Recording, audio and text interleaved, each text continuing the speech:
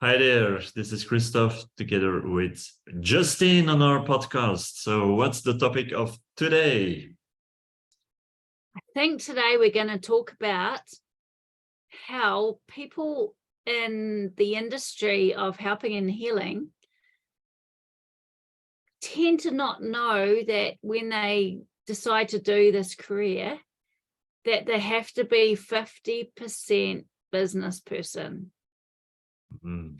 So they come in and they're amazing healers before they even train, and they're so good at helping people. And then once they get out to do it, it kind of dawns on them that half of the work that we do is actually getting clients in the door. It's being seen, it's promoting ourselves, it's doing all of the yucky stuff. I don't find it yucky, but most people do.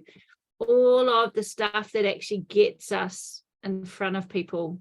So it's a good topic of conversation because, like I said,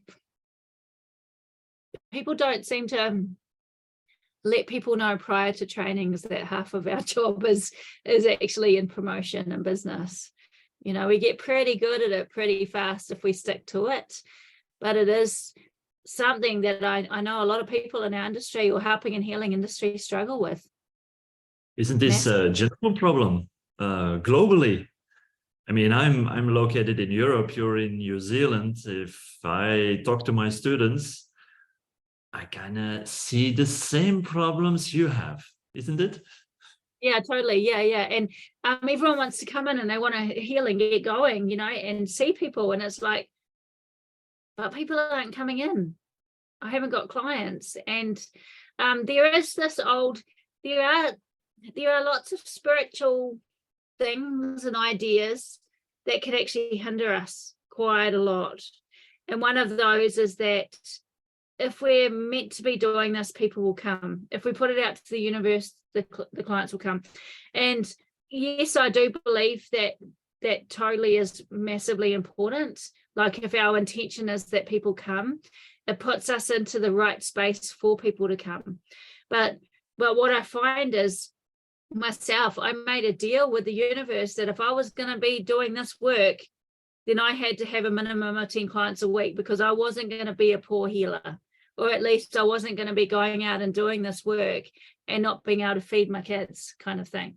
So I kind of made a deal with the universe. I'm only doing this if people come. But what I found was sitting in the knowledge of knowing that people were going to come, that feeling actually pushed me to make an email. And it pushed me to put myself on Facebook. And it pushed me to get out and talk about what I do. And it pushed me to get excited. So the idea of knowing that the universe was going to give me 10 clients, if I had 8, but I knew it had to be 10, and I'd become on universe, and then I'll go on Facebook and I go, I might as well just chuck an ad on. Do you know what I mean? And so that drive or that feeling of having to have that actually pushed me to take action. And so the idea of sitting back and learning something and going, they're all going to come because it's my job and I was destined to be a healer this time around. It doesn't seem to work in our world anymore. If people can't see us, if they don't know we're there, they don't come. The world's a very fast-paced world. Maybe in the olden days when you had this community of people and everyone in that community had a job, the men would go out and hunt. Maybe the woman would do this or however it worked. And then there was the healer or the shaman that was at the end over there in a tent or something, so that when you felt ill or sick, or maybe you had an attachment, all of these kind of things, you would go to the healer and the healer would work with you. Where we work, where we are these days, we do have that. We've got a doctor, so people feel sick, they go to the doctor, they go to the medical center. So we still have a similar kind of setup. But what we also have now is our modalities.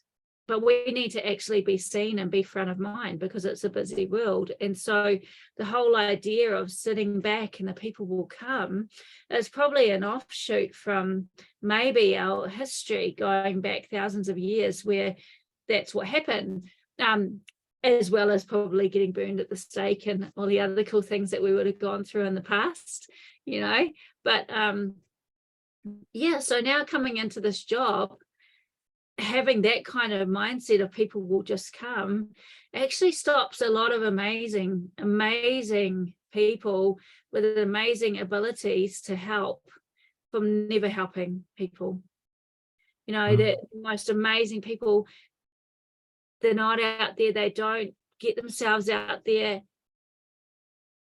In other words, they don't see people, and there's all those people out there that need help and healing, and they just don't get it, because half of our job is being seen. It's education, it's advertising, it's getting ourselves out there and doing it for the people that need us, not for ourselves. You know what I mean? And do you There's think, people that need us. Yeah. do you think great therapists know how to sell? No, most of them don't. I think like, and I mean, I'm not even saying it, it's pretty much a fact that most people that I know and they're helping and healing are the most incredibly generous, beautiful, creative, arty people that live not in their bodies very often. They're out in space, in trance, doing all this beautiful stuff. But for a lot of them, the minds aren't even made to sit down and do all this hard yakka, creating this and doing that. But in saying that, we all have the ability to do it. And like I said, if someone's not, you know, the kind of person that can get on a email and write blogs, but they're that kind of person, what's stopping them getting out and going into town and telling the whole world what they do, getting themselves out there? You know what I mean? It's the job. But I find, like I said, so many people sit back and hope that people will come. And when people don't come, they value their ability and what they do. And they go, well, I mustn't be any good. So like you said, I'm going to go do another training, or I'm going to wait for something else outside of myself, like the next training or the next thing. And maybe if I put that up and say I do that, then people will come. When in actual fact, people come to us for us. Do you know what I mean? People come to you, Christophe, for Christophe. They come to me for me. Yep, we do offer hypnotherapy and techniques and stuff, but at the end of the day, what people are wanting is that connection, and people need to see us to feel that. I live in a town where there's quite a few hypnotherapists, and I trained them. Does that mean everybody comes to me? Hell no. People, like, there's therapists here with more clients than me, because they're not coming to me for what I've done, they're coming to me for me. And so or they're coming to them for them, if that makes sense. So knowing that, you know, half of our job is being seen and getting ourselves out there, advertising, talking, doing, you know, what we need to do so that people know that we're here. I think the biggest mistake, especially spiritual oriented therapists make, is the limited belief that they can't sell. They just don't know how. So when I talk to people and when I advise them to start telling stories to people, why they got into the business, who they helped, why they helped, or why the intervention helped, what they did, how, for who. Telling stories is easy for our kinds of spiritual therapists. We love to tell stories. And once people, or as a therapist, once you realize it, and once you start communicate with your own origin story, or with great outcomes that people have, then they're not selling anymore. They're just telling their story. And people start to know you. They kind of are interested. and they don't. People just don't want to be sold. People want to buy. That's a big difference. And once you start telling your story on Facebook, on your website, on your blog, the what you do, the how you do it, the why you do it, for who it is meant to be, who you are, etc., then suddenly I see those wonderful therapists, they shift their mind and they just communicate, tell the stories, not knowing that they're planting seeds. And if they continue to do that, then they start selling at a very natural way. But that's not selling, that's just communicating their core beliefs. And you and a colleague of you even have created a company around that, helping other therapists. Tell me a little bit what you do with Vicky. Oh yeah, so we do. So we create content for people. And like you said, it is important that we put our own personal mark. Like what you were saying about telling a story is so important. And telling a story in business is not just telling you, it's who you are. It's even your down to your colors, right, Christophe? Like the colors that you put in your branding and representing you and your story, where you came from, what you represent, what you're into, creating this connection with the people that you're working with. Yeah, so Vicky and I, my biggest problem that I had with, I've worked with, at one point we had 120 hypnotherapy businesses that we were working with to help grow their business. And what we found was the biggest struggle was, people just not getting themselves out there, not being seen, not being able to create content, not knowing what to say, not knowing where to put it, not knowing what to do. So we did create a solution for that. Like we created a business that creates content for people. So we create the emails, the blogs, the Canva posts and stuff. But even though we create content for people, we really do push that people make it their own. Because like you're saying, and like we were saying before, people, they do want hypnotherapy, like they look up a hypnotherapist, but when they choose to work with you, they're choosing you for who you are and what you represent, which is where we're coming into the stories that you tell, the branding that you have, especially like you said, the stories that you share about clients, who you work with, what you do. It's just so important in our business. Like people might go and buy a TV, and they might be wanting a certain brand of TV, and they'll go into the shop, they're wanting that TV, and they're gonna, look at it and check it out. With us, what people are wanting is connection. They're wanting to connect with someone that they believe, by looking at that person and hearing and listening and seeing that person, that person, they can trust them, that they can relate to that person, and they believe that person is going to help them feel safe with them, and creating a page and a website and a Facebook page and all of these things with us on it, with our photo, with our story, with our content, our blogs, our emails, our TikToks, and all of these things that are going on.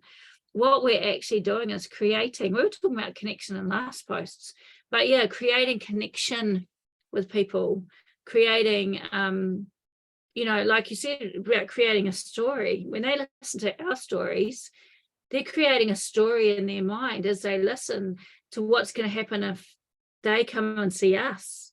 The hypnosis is already happening when they're listening and reading our stuff. They might read a blog about how hypnosis can help anxiety, and what are they doing in their mind? They're already creating a story in their mind about how hypnosis has helped them if they come and see us. So again, it's all around connection, right? Throughout history, people have always told stories. So let us give a quick example of how therapists can use this idea. Now, for example, you're a therapist, Justine. Why did you choose this? Why did you become a hypnotherapist?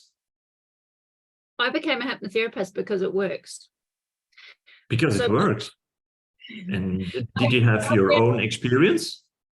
I didn't have my own experience myself personally, but what I did was I spent a lot of time around people doing things for trauma, PTSD, doing therapies and mainstream things that didn't work. So I was seeing in firsthand people, victims of abuse and stuff, not being helped, even to the point that they were being hurt. So they were coming out of sessions of different modalities in a worse space. And these were friends and family. And I was just sitting there thinking, there has to be a better way, because this is not healing. Like, the stuff that I was seeing is not healing anybody. It's causing major problems.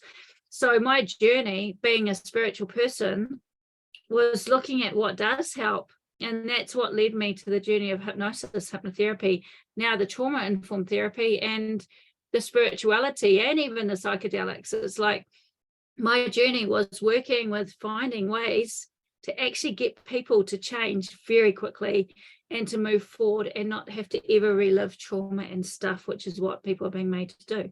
So yeah, that's my story. Just pause for a moment. So I asked you a question, why you started it. So first, you were already doing some work as a therapist, but it wasn't helping those people who had specific needs.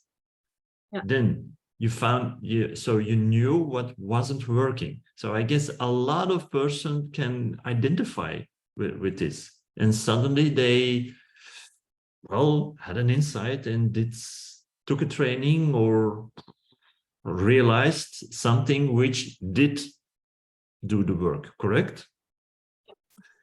And that is your bridge. And after that, you just started implementing and doing the thing you did.